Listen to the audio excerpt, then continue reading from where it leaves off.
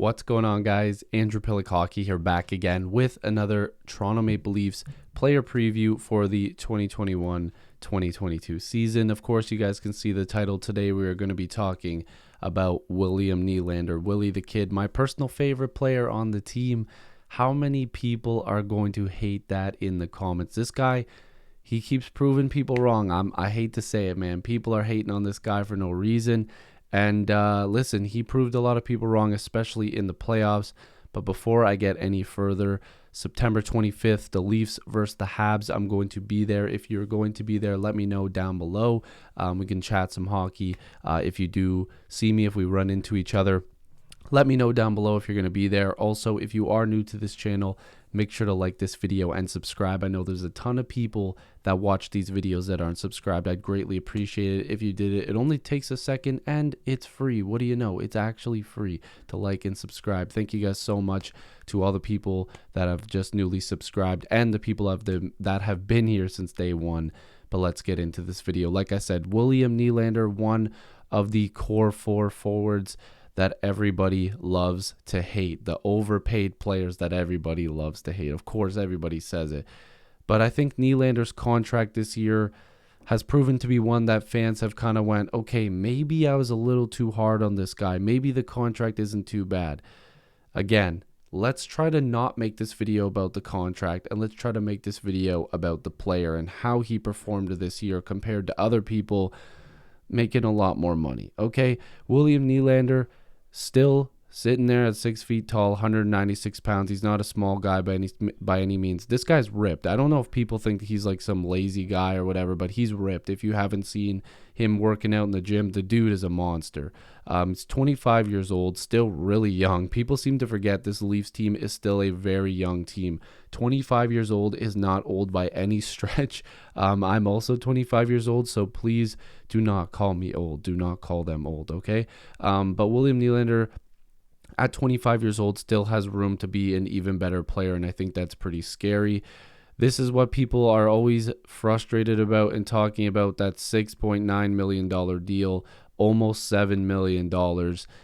There's a lot of players in the league, and I need to remind people of this. There are so many players in the league right now that are getting paid astronomical, crazy numbers and are not even playing. They're sitting in a press box. They might even be sitting at home. They might even get in the lineup, but put like 5 or 10 points up in an entire season. Let's be happy that the guys that we're overpaying are giving us 30-goal seasons or giving us 60, 70 plus points, giving us really good playoff performances.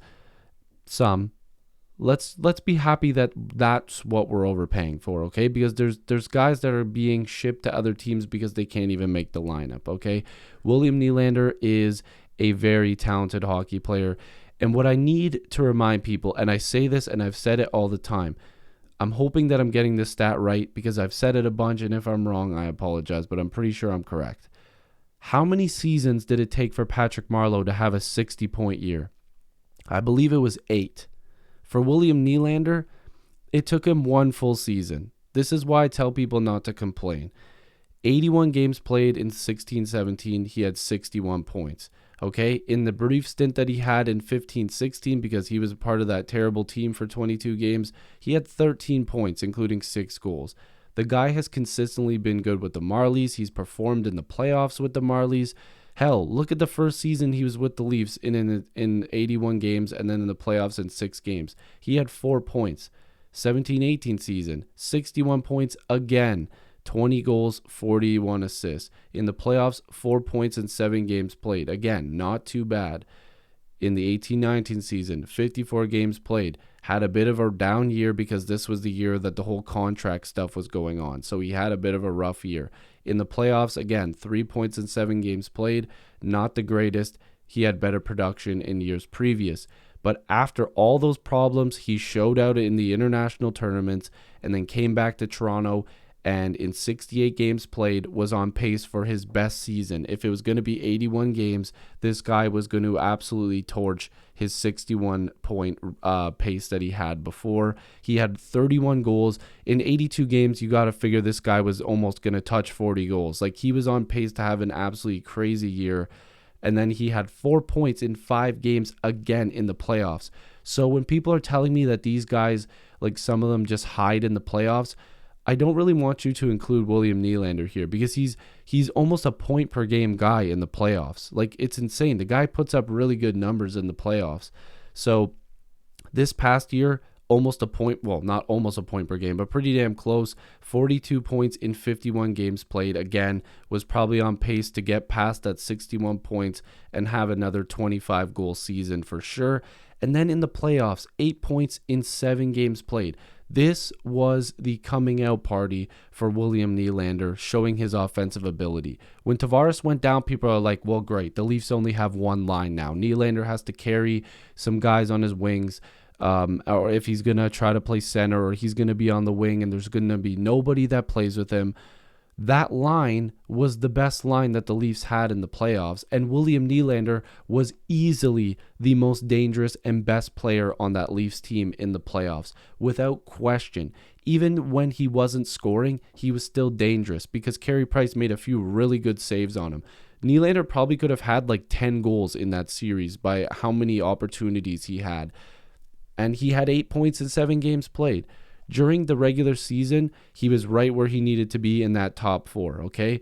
He had 42 points in 51 games played. Like I said, he showed that he was getting paid what he should. He did what he was supposed to do, and he had a good regular season. And then, like I said, in the playoffs, the guy led the team with 8 points in 7 games played and had the most goals by a significant margin. I mean, Spezza had 3. He played really well, but everybody else had 1 or 2 goals, if that. They had 0. Nylander was carrying the offense, it seemed like. Kerfoot and Galchenyuk both had really, really good playoffs as well. By the way, I'll never let go of the fact that Galchenyuk got absolutely blindsided in the playoffs and there was no penalty. Jeff Petrie gave him just an absolute brutal head check, and I'm still pissed off about it, guys. I can't even really talk about it. But Nylander was fantastic. I don't want to see anybody talking about the fact that this guy can't perform, because he performed in the playoffs. He's been performing in the regular season. They call him a perimeter player when most of his goals have been out front of the net. He's got a wicked shot. And again, I need to say this, and of course, I'm coming as like a Nylander stan in this video, but I have to say it, okay? When the guy, and please, if you listen to anything in this video, please just listen to this. Not every player is going to be Doug Gilmour, Wendell Clark, all these guys that were tough and could put up points, okay? That's not Nylander's fault that he was brought into a team with a lot of skilled guys and that this team was built on skill. Nylander was drafted as a skilled player. Very, very skilled. Great skater, good in the neutral zone, can score, wicked shot, good hands, can put up points. He was not brought here to be a physical threat. He was not meant to be changed into a physical threat. He was brought in to be William Nylander, and that's an offensive machine that puts up points, that can score goals, and has wicked hair. That's not really part of his stats, but he has good hair. Anyways, and I think a lot of people are mad about that, okay? People are going to be mad about that. Anyways, hopefully you guys enjoyed this video. What I'm trying to say is that Nylander's going to have another really good year. I think he's going to be absolutely fantastic once again. The guy keeps putting up points. He had one bad season because of the contract, and even then he started to pick it up towards the end of the year. That's an outlier season. He played well and really, really good in the playoffs this year. He took a step. He did what people asked him to do. Take a step, get better. And he did. He proved it. Imagine if the other big guns on this team, excluding Tavares because of what happened, of course, and we're happy that he's getting better. If those guys put up even close to those numbers, the Leafs would be moving on to round 2, or would have been moving on to round 2. And who knows what could have happened after that. So I don't want to hear it. I don't want to hear the Nylander crap anymore, because the guy keeps proving that he's good at what he does. Nylander's a skilled guy, and this is what he does. He plays dangerous offensive hockey. That's all they need from him. He's doing his job. He's doing what he's supposed to do. So like this video if you liked it. Subscribe if you're new. I'd really appreciate it. Join the squad. Again, September 25th, I'll be there. Leafs versus Habs preseason. I love and appreciate you guys as always. Shout out to Willie the Kid, Willie Nye, the hockey guy. I'll see you guys in the next video or stream. Peace.